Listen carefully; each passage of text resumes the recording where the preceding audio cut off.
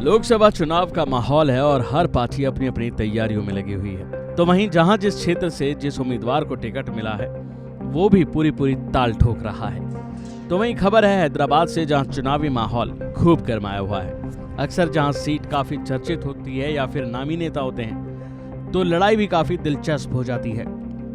ऐसे ही हैदराबाद में इस बार ओवैसी की सीट को लेकर काफी घमासान मचा हुआ है। यहाँ उनके मुकाबले बीजेपी ने माधवीलता को उतारा है, जिनके दावों ने सबको हैरान कर दिया है।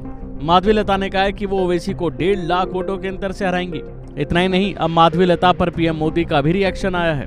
जानकारी के मुताबिक लोकसभा चुनाव 2024 के लिए प्रचार जोरों पर है। तमाम दल जनता के बीच जाकर अपने चुनावी मुद्दों के साथ साथ जनता के बीच जा रहे हैं, अपने बयानों से जनता को लुभा रहे हैं। इस बीच पीएम मोदी ने हैदराबाद में बीजेपी प्रत्याशी माधवीलता की तारीफ की और पीएम ने उन्हें असाधारण बताया। बीजेपी ने माधवीलता को असदुद्दीन ओवैसी के खिलाफ चुनावी मैदान में उतारा है। माधवीलता ने भविष्यवाणी की है कि इस बार ओवैसी 1.5 लाख वोटों के अंतर से हारेंगे।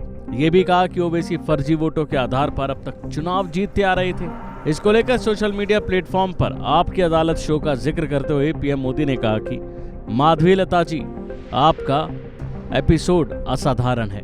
आपने बहुत ठोस मुद्दे उठाए हैं और तर्क और जुनून के साथ ऐसा किया है। आपको मेरी शुभकामनाएं हैं। तो वहीं अगर नजर डालें माधवीलता के बयान पर, तो उन्होंने ओवैसी को लेकर ऐसा बयान दिया जिससे सब चौंके। माधवीलता ने बयान देते हुए कहा कि इस बार ओवैसी 1.5 लाख वोटों के अंतर से चुनाव हारेंगे, जो कि अपने आप में एक चौंकाने वाली बात है। AIMIM चीफ असदुद्दीन ओवैसी को उनके गढ़ हैदराबाद लोकसभा सीट से टक्कर देने वाली बीजेपी प्रत्याशी माधवीलता सोशल मीडिया पर छाई हुई हैं। उन्होंने ओवैसी पर फर्जी वोटों के आधार पर अब तक चुनाव जीतने का दावा किया और कहा कि फर्जी वोट बैंक हमारे पास होता तो हम 4000 साल तक लगातार जीतते रहते। और आगे कहा कि हमारे पास अगर फर्जी वोट होता तो हम भी अपनी जीत दर्ज करते, पर क्या करूं, हमारे पास फर्जी वोट नहीं। ओवैसी के पास 6,20,000 वोट है। अगर आप चुनाव आयोग की वेबसाइट पर एक EPIC नंबर टाइप करेंगे तो आपको एक ही मतदाता पहचान पत्र 2 स्थानों पर मिल सकता है। अकेले 4 मीनार क्षेत्र में उनके पास 1,60,000 फर्जी वोट है। तो वहीं टिकट मिलने पर उन्होंने कहा कि मुझे ये पता टीवी के जरिए चला कि मुझे ओवैसी के खिलाफ चुनावी मैदान में उतारा गया है। इसको लेकर मैं भाग्यशाली समझती हूँ कि टिकट मिलने के बाद मुझे मोदी जी से अब मैं मिल सकती हूँ।